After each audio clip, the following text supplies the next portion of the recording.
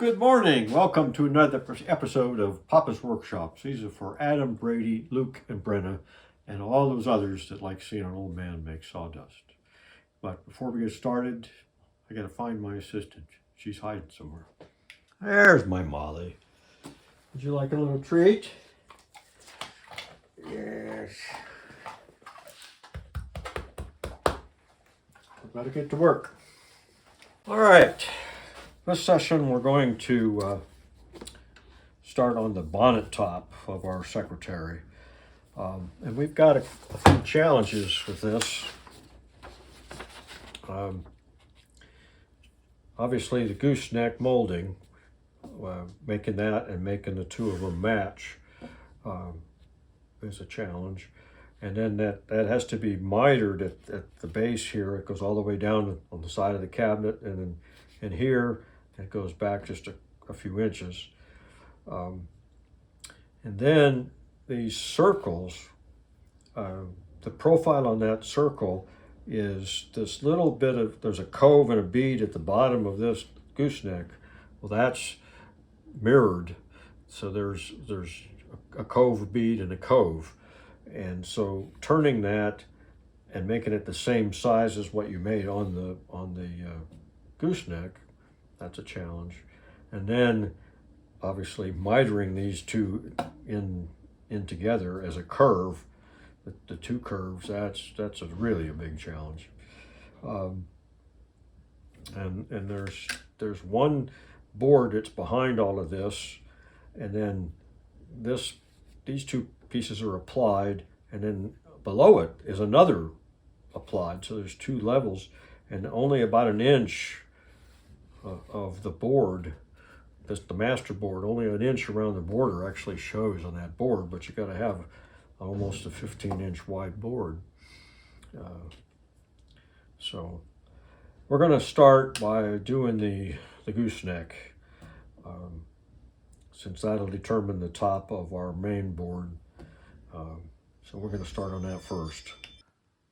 All right, these are the blanks for the molding, the gooseneck and the side cabinet. So we need to mill that down. I'm going to resaw some pieces off of this. We need to get down to 1.5 inches. This is 8/4, and it's a little over 2 inches. Yeah, 2¼ inches. So we've got plenty of room. Take some of that off. Get those down to 1.5 inches. And working on the template. And my assistant failed me. Usually she stops me from making the wrong cut. I meant to cut this line. I need the bottom edge of the gooseneck. And then this line is where the blank goes. And so we'll have to cut that. And I've got these lines. You'll see when the way I'm going to do this on the router table, these give me guidelines to keep it perpendicular as I go around the curve. Well, that'll become apparent later. So we got to make this and mill the stock. All right, we're at the router table. We got all the stock milled up, and I have cut on the bandsaw close to the line. I've screwed this template down to the blank in the waist area, and I got a little outrunner to keep me level. I milled up some scrap stuff with these, so they're the same height.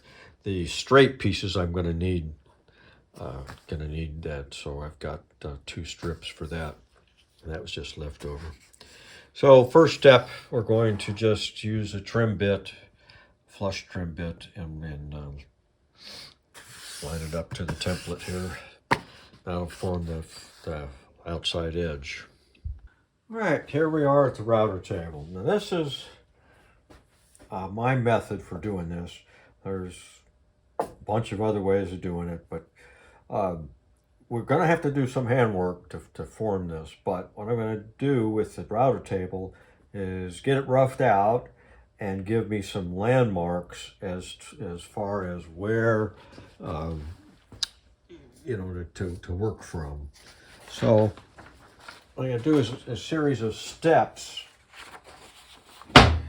So this first step, we're going to cut just this bit out, and that's going to give me that landing spot in the shape that I want. See, and then we'll just keep nibbling away at things, different steps, and all I have to do is adjust the bit height and my fence. My fence is it's got a ruler on it, so I can adjust that pretty quickly, and I got a height gauge. So it's just a matter of doing those two things, and I've built this little pin router. So there's a roller on the front here, and so if we push this back, right now I zeroed it right above the bit, and we push this back, so we will make that deep of a cut. So if we bring it up here so I can do it. And these are what these lines are for. So if I kind of keep these lines in line with the gauge as I go around, I'll be square. And so we just have to go around like that and get everything routed. I can see a problem already. That's not deep enough. Not bad enough. Down here, not quite. But I'm pretty straight. I may have to move that up an inch. Oh well. I did this before, but it was on a shorter piece. So a little modification and we'll redo this. All right, that was a quick fix. I had extra length on this piece underneath there. So the maker must have thought of that when he made it the first time. So I'm going to take a shallow pass on this. I got to go 1 7/8 inches, but we'll do it in probably 1/4 inch steps to get all the way there. I'm going to take just a shallow one on this first one, make sure I've got everything right. So here we go.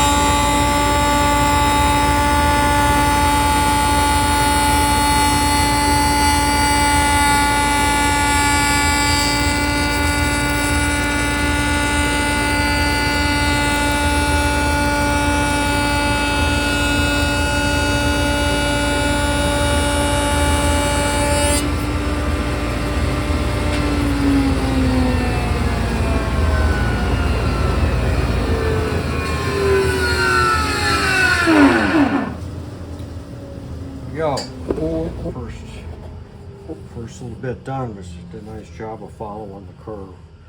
So we just got about 70 more cuts to do and then repeat it on the others. Well, we're getting there. I got a few more to do, but you get the idea. We're just making those steps. That red line is reminding me that one is one that's going to stay. The rest of it's just kind of roughed out. So we're getting there. All right, we got the first one done, and you can see here's the profile here. We're kind of roughed out. So this is this top little oval bead. Then this is the shelf right here, and then so this part in here we'll have to smooth out by hand, and then this will be the bead and the step at the end. So I've got a little bit of work to do, but we've got references. So I got this shelf. I know where the bottom of the curve is going to be. I know where the top of the curve is going to be, and I've got that edge formed. So we just got to do this on the other gooseneck and then the two straight pieces. All right, to get them all done, I attached a piece of scrap to the straight ones because they were on the router table this way. See, that's just a piece of sapwood. And that gonna use that to hold on to when we're doing the handwork here. These I'll be able to use the molding planes on to get that smoothed out. These we're gonna have to do by hand. So first thing I'm gonna do is from this point here down to there is this curve. So we're gonna take the chisels and just work our way downhill, being aware of where the grain is, and get it down, and then we'll use the scrapers to finish it off. All right, here's after, I don't know, 10, 15 minutes of work. That was pretty well done. It just needs to be scraped. I think that's good.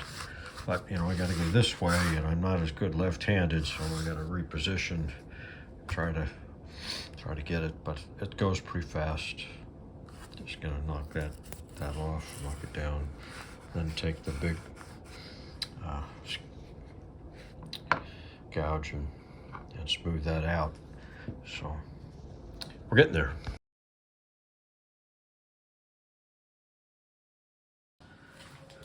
All right, we're just finishing up with the molding plane. It works pretty well, and I don't know if you can see the marks. That's the corner of one of the router table things. So that gives me lines. I know when I get those down out of the way, then I'm pretty much there. So it's just a matter of taking the strokes. It's a lot faster than with the chisels on the curved one. But we're just about there. A little bit more, and we'll be there. We got the two curved ones done to just this part of it, and so we'll just need to, I think, maybe work on the ovalo at the top next. All right, we got the molding done. There's this would be the left one. Look, so left one, right one. It'll be like that. And we got the two straight ones done. So we got the CV profile right there. So we've still got some work to do on these. We've got to cut this upper edge, and it's got to be parallel. So what I did was I made another template for the upper edge, but you know, positioning it is going to be the problems. How do I know where it is? So I took the cutoff from the first template that did the lower edge and that we used for the routing, and we're going to just and I shaved it so that it fit. You know, we had the bandsaw waist between the two, so I got that so that this fits up against the lower edge, and so we're going to just pin these two together. And so now I've got an edge. And so what I'm going to do is sort of mark it, and then we'll cut close to the line on the bandsaw. Then we'll double side tape down and route that outside edge. And then this will have a dual purpose in that this will be my miter saw. So we can set it like this, and with this clamped in place, we'll be able to miter this edge. And then so to mark the right side, this is why I'm using the pegs, is I can take this off and put it on the other side, and I'm sure that the alignment is the same because of the pegs. So now I can take the right side and stick it in there. But marking it's kind of a chore, so what we do is we just stick this in the vise and let gravity hold it in place.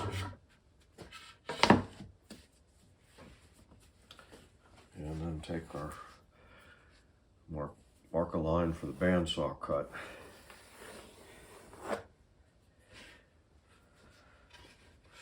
So we got a nice line there.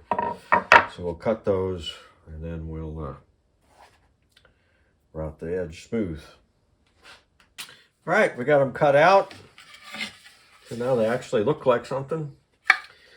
And I got this double-sided tape to the fixture, and so now we can we don't need both of these, so we just take the pegs out and then I'll take my block that I had and tape it to this side. It's the same height as this, and then we'll just take this on the router table with a flush trim bit and get those down to where they should be. All right, here we are at the miter saw. We got the top all done. So now this is all set up to cut. And these two screws go into this movable fence on this side, so that adjusts this way, and the bottom edge of the template is the bottom edge of the molding. So, all right, so let's go ahead and cut this one.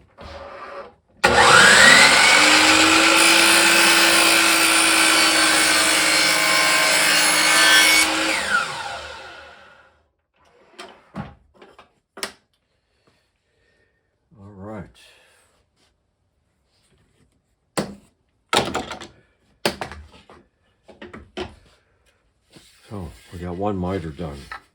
Got a little ding on this one. I'm going to have to. This is going to set up. The bottom of this is a little over 7 feet. So it's just whether or not that edge will show or not. Probably not. It's going to be up so high that it won't matter much. So we're going to do that on the other 3 edges, and we'll be there.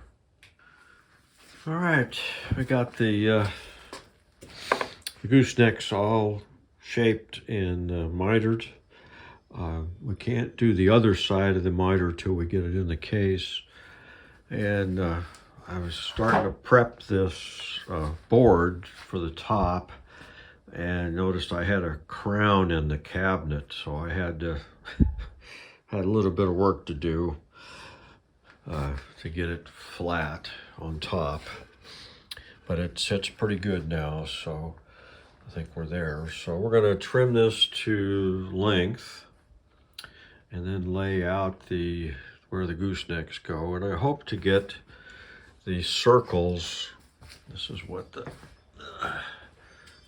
it's going to look like. So I hope to get these circles out of that's applied. So I need to try to get that out of the spaces here, and maybe there's a piece behind here and down lower, some little odds and ends. I hope to get out of that same piece.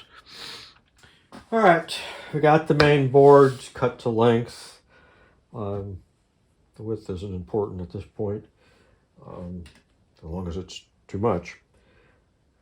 So I was laying out the circles and stuff where things have to be, and if these change just a little bit, it changes, because the circle has to the inside of the circle has to start right there, and there's the molding, and then the plinth, it's there with the finial on top. That has to come right up to that point too. And so if you move one of those, it changes either the center or the size of the circle. So I need a way to position these repeatedly, without. So I'm gonna put 2 shallow dowels. This is gonna be cross-grained, right? So the grain on this is going this way, and so as this board changes, something's got to give. So what I'm going to do is just make this a really shallow, just like 1/8 of an inch, enough that I can position it. I'm going to get one of those cheap dime store dowels. It's really soft, and I won't glue it. You know, I use just regular dowels for this on and off while we're doing the handwork on this stuff. But then when it comes time to glue it on there, I think I just need to put glue either at just the top or just the bottom, and then nail it from the, I can nail it from the back side so it doesn't show. So the nails will give as the thing changes. That's my plan anyway. I don't know how they were attached originally. They were probably just nailed on, probably even from the front. So anyway, I've set up a stop block here at the top. I've got this is supposed to stick out 17 or 7/16 beyond the edge of the bottom of this board. So I got a little stop there, and I got a little board with a 45 on it. This gets me this way, so I've got some repeatability. So I just set it against those stops, and it's in the same place. So we're going to do that, and then put these dowel markers in. And that 45 lined up with the edge of the board is the problem.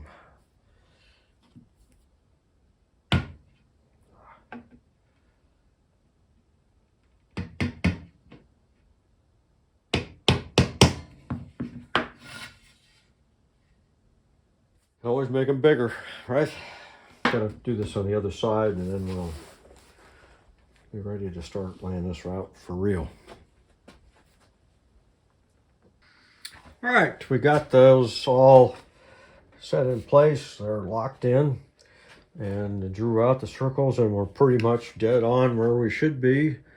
I mean, we needed, you know, it needs to be centered, so the miters were in the right spot, and we're pretty much there. So here's a straight on look at it. I think this is a good stopping point for this episode. We have some joinery to do on this board on the back side. I think we'll probably do that now while it's still more or less square. Hell, till next time.